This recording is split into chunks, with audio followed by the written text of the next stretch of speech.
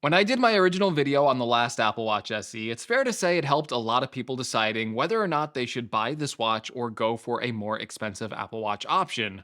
Well, Apple has released a new Apple Watch SE now, and while it does borrow a lot of the same philosophy as the last Apple Watch SE, it is now better than ever, and it may make you question whether or not you need any other Apple Watch at all. But let's flash back a little bit because there's some newness in the Apple Watch's SE box this year. First of all, it now comes with some new band color options like this, and I don't use this word lightly, gorgeous Sunglow band. Inside of the Apple Watch SE box, you'll also find your usual documentation, but this time the SE gets a new USB-C to Apple Watch charging puck, which strangely enough, this USB-C Apple Watch cable does not fast charge the Apple Watch SE, and it won't fast charge other Apple Watches like the Apple Watch Series 7 or Series 8.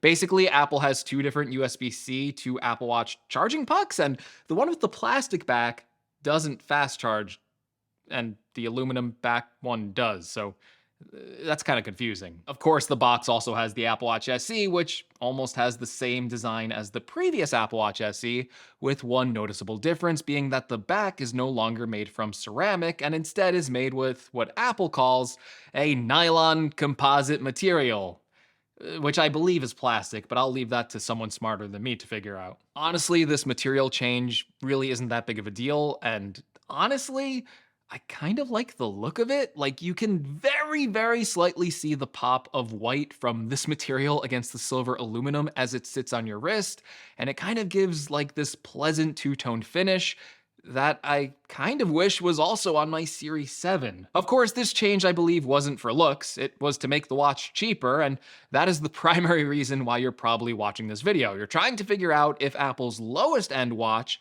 that they sell for $250, the Apple Watch SE, if it does enough for this price point, or should you spend more money to upgrade to a Series 8? Well, in a lot of ways, I've already had a lot of experience using a watch like the Apple Watch SE because it comes packed with the same S8 chip as the Series 8, which carries over the same performance of the previous Apple Watch Series 7 and the Series 6. First of all, that is a departure from the last Apple Watch SE, which did use an older processor from the Series 4 compared to the Series 6, which had a faster processor when they were both released. And it did have worse performance, but that is no longer the case. In fact, every watch in Apple's new lineup uses the same S8 chip, so no matter what watch you pick, from the low-end Apple Watch SE to all the way up to the expensive Apple Watch Ultra, every single watch in this lineup will perform exactly the same. And because this chip is technically 2 years old, as a reviewer who gets the latest tech every year, this is actually one instance where I have been living with this specific spec for over 2 years now, and I have to say that it's fine. Nothing really feels slow on the Apple Watch at this point. The interface is smooth, animations are fluid, and apps load fast. And from the old Apple Watch SE, it is a nice 20% boost in performance, which you will notice. The area where I noticed this performance the most compared to the last SE is when setting up the watch. All of the data synced over much faster on this new Apple Watch, and I was ready to use it in a couple of minutes. There's also other new sensors in this Apple Watch SE, and potentially it's going to introduce another life-saving feature, which is the new car crash detection.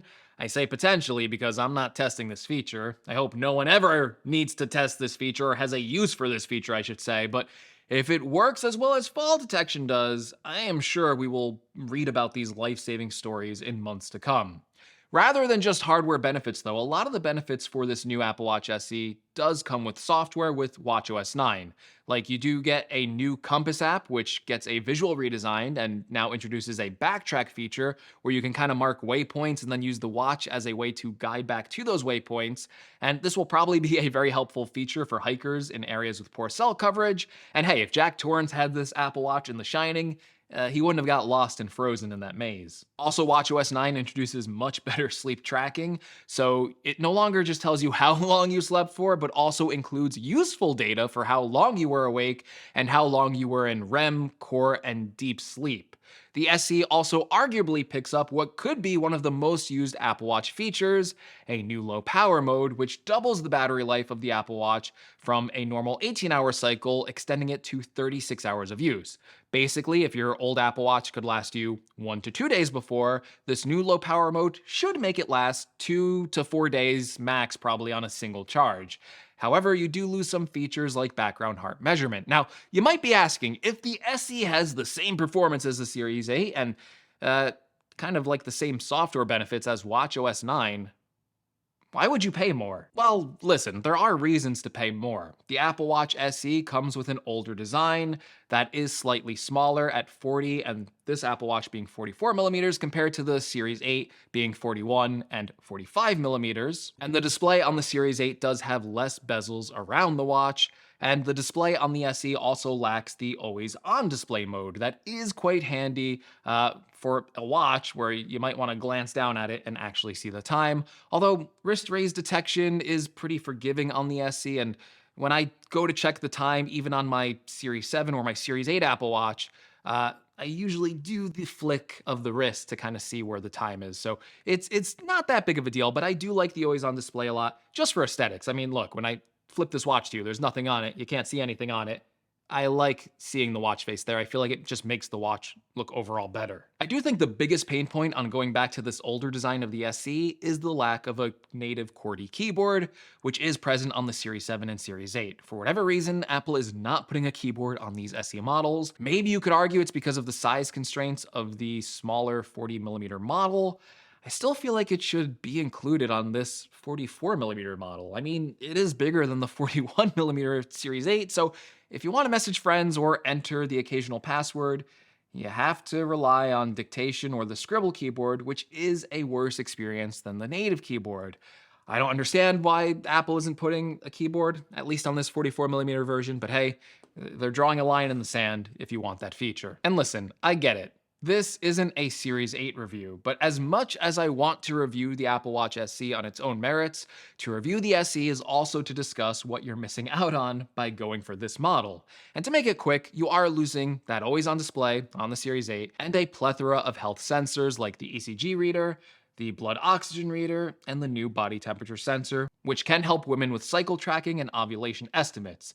It also lacks the option to dress up the Apple Watch if you went for a more premium stainless steel finish, and you don't get that more scratch-resistant sapphire display on the aluminum models, but that goes for the Series 8 and the Apple Watch SE. However, while you do lose out on a lot of those health features, I would say that the vast majority of users, hopefully and probably, won't have need for things like the ECG reader and the blood oxygen sensor. I mean, I've had a watch with these features for the past few years now, and while it was cool to be able to measure like the blood oxygen in my body, it's never provided me with any meaningful data. And while I used the ECG app to see if I had an irregular heartbeat, I thankfully didn't. And that feature has been pretty much unused except for the occasional curiosity when I feel like checking it again, but it always comes back with the same results. Also, for users planning to use low power mode disables a lot of the premium Series 8 features, like the always-on display and background monitoring from these health sensors.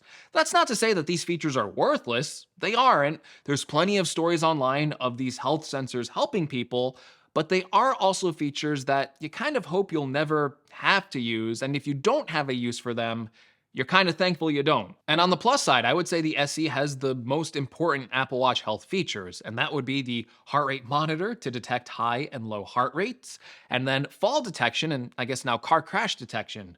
These two features have been the most reported in the news at actually saving people's lives, and the utility of that heart rate sensor goes beyond heart health. It also provides accurate calorie burning information and accurate heart rate detection when working out.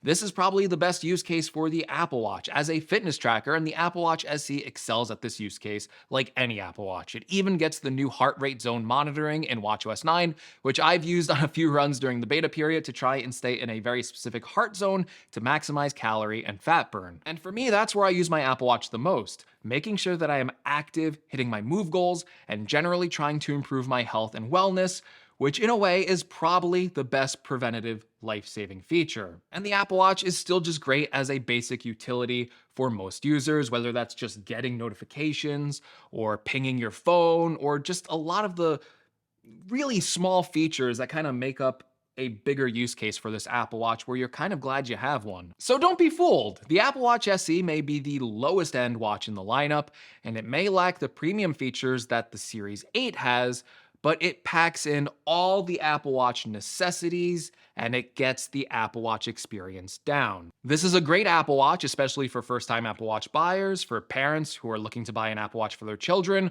or really anyone upgrading from a Apple Watch Series 3 or below. And to me, it really is the only Apple Watch you need. But let me know in the comments below, what do you think of the new Apple Watch SE? Do you think it's worth picking up at $150 off the Series 8? Or would you rather pay more to have more health sensors and features like an always-on display?